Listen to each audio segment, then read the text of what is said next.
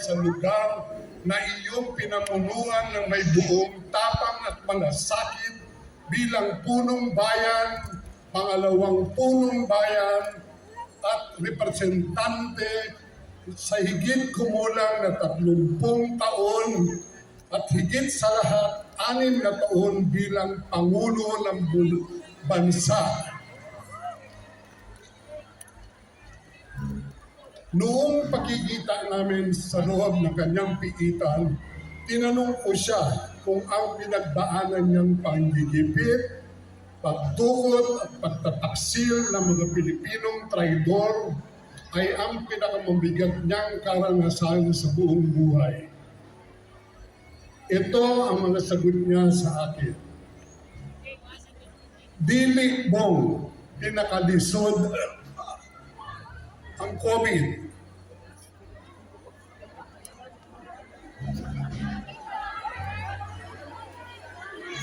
Dili mong pinakalisod ang COVID.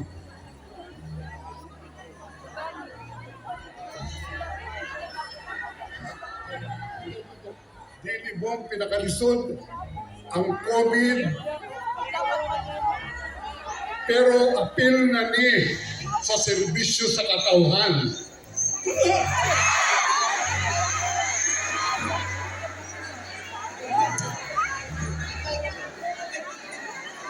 Okay.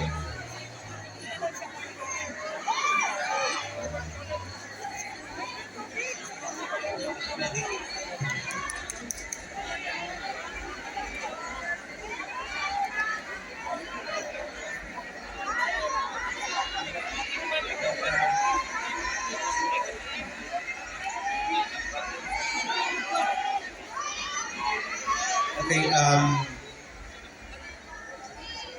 yes, may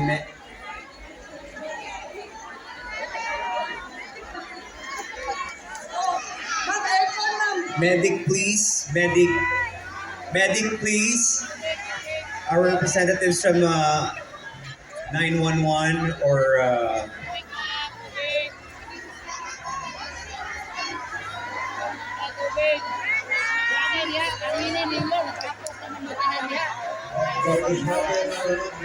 Please give some way. Please, dili ta magtapok para makaginawa og tarong si Atty. He's okay. We just need some medical assistance for Atty. Medialdea.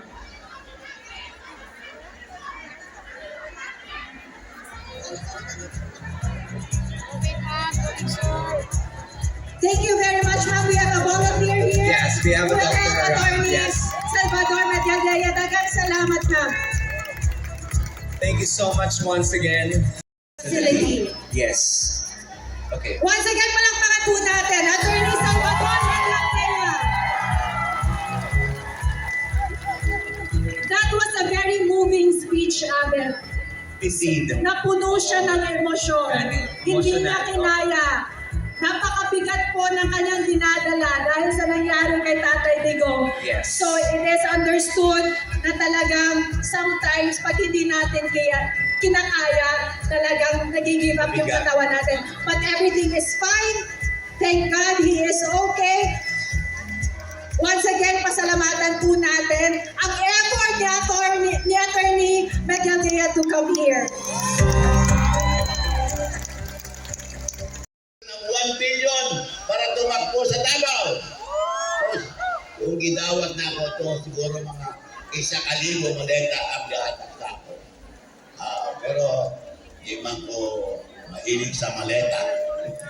Ayan, nakakalungkot na tayo ay nasa ilalim na wala.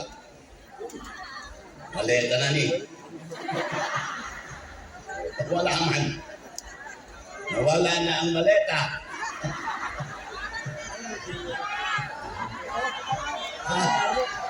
Maleta. Nawala man ang maleta. Asa?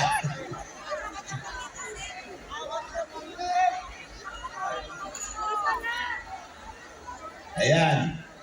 Senator Bongo, basig na kay maleta diha.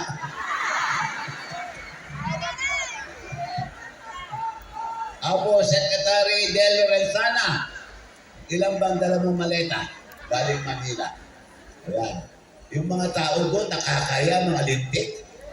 Yung mga congressman doon, tag-10 maleta.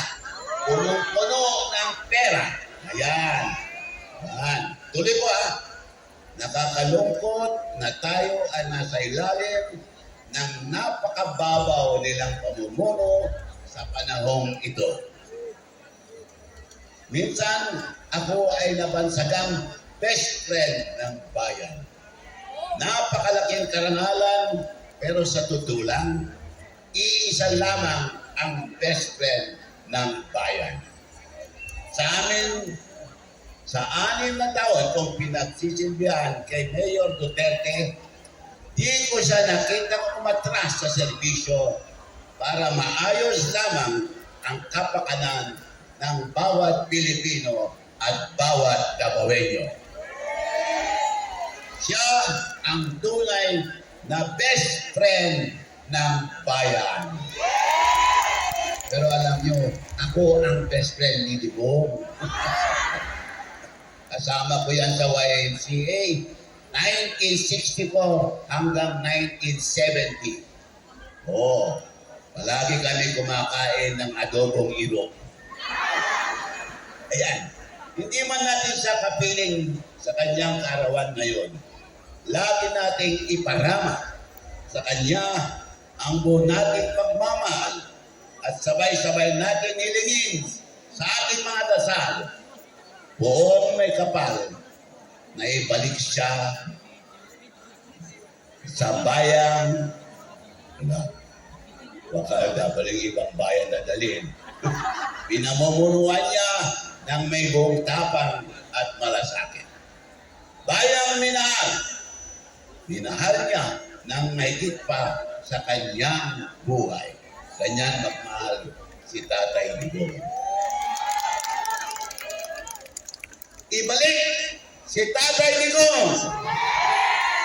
At sabay-sabay natin isigaw, Happy Birthday, Tatay Digong! Happy birthday, Tatay Digong! Again! Happy birthday, Tatay Digong! Again!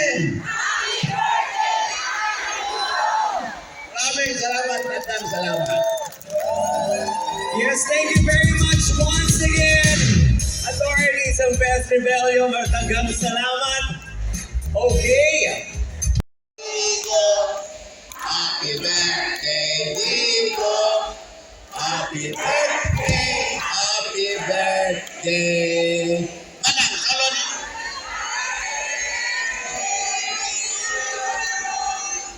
Okay, si Manang. Murag si Nora Honor. Okay, mga kaigsunan, ako nang basahon ang speech ni Secretary Major Dia. Damang-dama ko na ang kasalukuyan pinagdaraanan ng ating krisis, si Mayor Duterte lamang ang siyang may kakayahang itawid ang sambayan ng Pilipino sa ginhawa tulad ng pagtawid niya sa atin noong panahon ng COVID crisis. Ay nang mo, nakakalungkot at mag-iisang buwan ng pataas ang presyo ng bilihin, kawalan ng langis at iba pa. Kamakailan lamang nagdeklara ng state of national emergency. Pinagmamalaki pa na pinakauna daw ito sa buong mundo. Kakakon. Siyempre naman, wala kasi talaga silang handang kakayahan maski na noong wala pang krisis at anumang mga krisis.